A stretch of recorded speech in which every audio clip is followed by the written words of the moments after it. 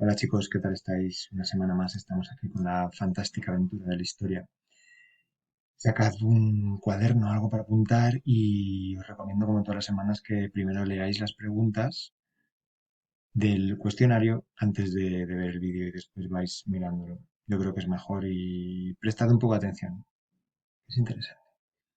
Venga, vamos a empezar. Bueno, nos quedamos la semana pasada con Napoleón, no sé si os acordáis, ¿no? Napoleón ese es un personaje que aparece en la cultura popular y del que creo que tenéis que saber algo, porque aparece siempre en muchas películas, en muchas referencias, siempre es un personaje a veces que está como un poco loco, ¿no? Que tiene delirios de grandeza. Y bueno, ¿quién era realmente Napoleón? Lo vimos la semana pasada, que era un militar de origen corso, que ni siquiera hablaba muy bien francés cuando era pequeño, porque su idioma materno era el italiano, y que de repente pues llegó muy rápido a altas esferas por su valía y su gran capacidad militar. La semana pasada nos habíamos quedado con un golpe de estado que hicieron Napoleón y unos amigos suyos que es como el final de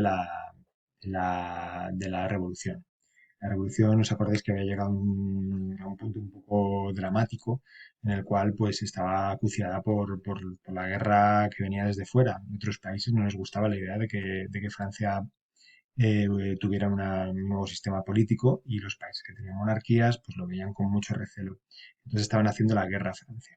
En esas circunstancias, un poco de caos interno, después de todas las muertes de Robespierre, estas jornadas de guillotina sangrienta, pues de repente, pues Napoleón, que prácticamente pasaba por allí, pues llegó al poder y lo ocupó.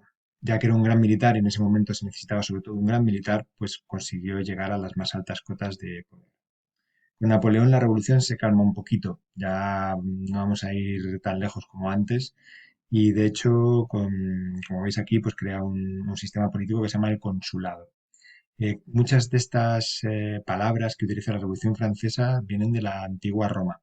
El consulado, la república, son términos de Roma, porque Roma era una república y en Roma había cónsules. Como están creando nuevas formas de gobierno, no saben bien qué términos utilizar, entonces utilizan estos términos clásicos de Roma. Bueno, crean una nueva constitución en el año octavo y bueno, pues básicamente lo que pasa es que el país se tranquiliza y, y bueno, se acaba un poco la separación de poderes, fíjate, todo lo que había conseguido la revolución, pues durante unos años el cónsul va tomando cada vez más y más poder y, y ya vamos a ir un poco, pues ya hemos llegado al límite de lo que es el liberalismo, la libertad individual y los derechos del hombre y vamos a bajar un poquito los humos porque hay otros problemas en el horizonte.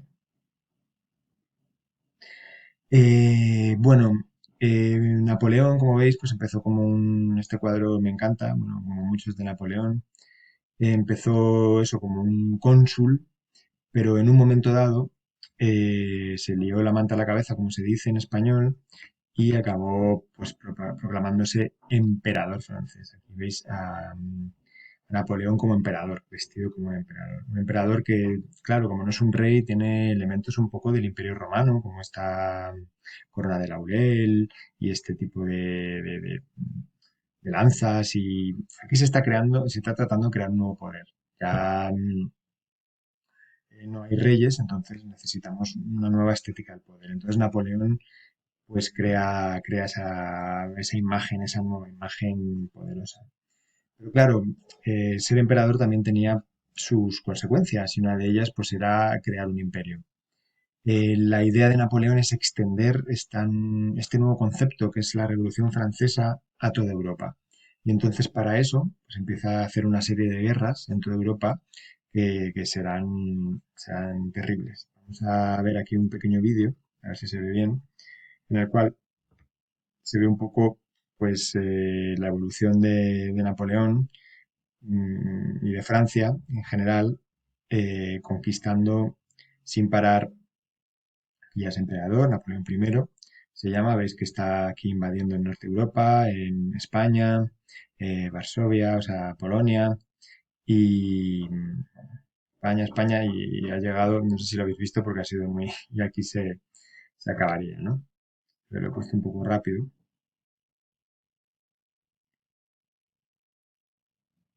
Pero aquí veis que desde Polonia intentan conquistar Rusia, intentan ir hasta Rusia. Es una de las grandes derrotas de Napoleón. Bueno, Napoleón conquistó gran parte de Europa, pero fracasó al final.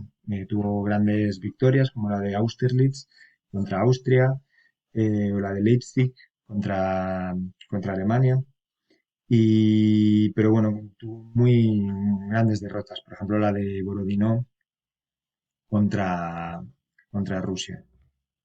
Y tenéis en el libro, en esta página, podéis ver las diferentes guerras. Es la página 45, esto lo podemos ver en clase. Y vais viendo las diferentes guerras con las que expande la revolución.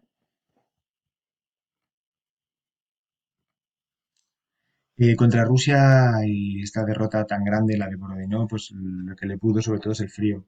El ejército francés avanzaba y los rusos iban retirándose. Entonces los franceses estaban muy contentos pensando que estaban ganando la guerra y iban avanzando cada vez más sin darse cuenta de que se estaban metiendo en la boca del lobo, ¿no? Como veis, los franceses avanzaron, pero no fueron conquistando, simplemente avanzaban y avanzaban pensando que llegarían hasta Moscú y conquistarían todo. El caso es que los rusos estaban muy contentos porque se estaban metiendo en su territorio y entonces fue muy fácil rodearlos. Y además, en un momento de frío, que los franceses no estaban acostumbrados al frío y los rusos, pues ya sabéis que sí, y acabaron con el ejército muy fácilmente. En España, la guerra duró bastantes años, se llama Guerra de Independencia, apuntad esto, la Guerra de Independencia es importante, y Goya, como no, el gran retratista de esta época en España, no solo en España, yo creo que en Europa, pues tiene muchísimos cuadros sobre los franceses, como veis aquí están destrozando a un hombre, aquí hay un hombre que se ha colgado y el francés está muy contento. Representó pues esta guerra sangrienta entre los franceses y el pueblo de España, porque realmente eran pequeñas guerrillas. Este cuadro es muy famoso, está en el Museo del Prado, si un día os animáis a visitar el Museo del Prado, y sería la carga de los franceses, aunque parezcan árabes, son ejércitos que tenía Napoleón, porque tenían ejércitos mamelucos, en la Puerta del Sol, esta es la Puerta del Sol de Madrid, y estos son los madrileños de aquella época que están matando, como veis, han matado a los franceses. Sin embargo, los franceses se vengaron y al día siguiente en la colina del Príncipe Pío, pues asesinaron a los revolucionarios. Se ve en este cuadro, estos son los franceses que son napoleónicos y están matando a los españoles. Bueno, este hecho histórico tan importante se celebra en Madrid, es la fiesta de la Comunidad de Madrid y es el 2 de mayo. No sé, el próximo año que llegue el 2 de mayo, ¿os acordáis de este momento de la guerra de la independencia? Es como el principio de la guerra de la independencia. Después de esto, pues prosiguieron bastantes años de guerras. Los españoles tuvieron la ayuda de los ingleses y bueno, al final, pues se ganó la guerra de la independencia, ¿no? De cualquier manera, no pensáis que todas estas conquistas fueron tan negativas. Por ejemplo, en España permitieron el nacimiento de la primera Constitución española, que es la de 1812, la Constitución de Cádiz y las Cortes de Cádiz, que es uno de los elementos modernos en España, que es la primera Constitución. Nosotros ahora tenemos una Constitución, pues la primera es de esa época, de 1812. Y eso también pasó en diferentes países europeos. O sea, Napoleón invadía, destruía y era un poco megalomaníaco, ¿sabes lo que es megalomaníaco? Estaba obsesionado con el poder y el control absoluto de toda Europa, pero al mismo tiempo iba llevando a todos los países pues esta idea de república, de separación de poderes, de constitución, de todo el ideario de la Revolución Francesa que más o menos él encarnaba de alguna manera. ¿Entendéis? ¿Verdad? Bueno, entre las derrotas en Rusia, en España y la peor, que fue la de Waterloo, seguro que suena, Waterloo, eh, actualmente en Bélgica, pues que es contra los ingleses, veis aquí los ingleses cargando contra los franceses, pues Napoleón acabó totalmente derrotado y entonces pues acabó exiliado en la isla de Santa Elena.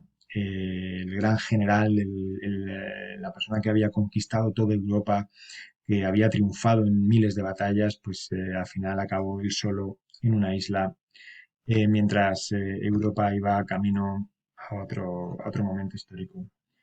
Así que, bueno, en el siguiente vídeo os cuento qué pasó después.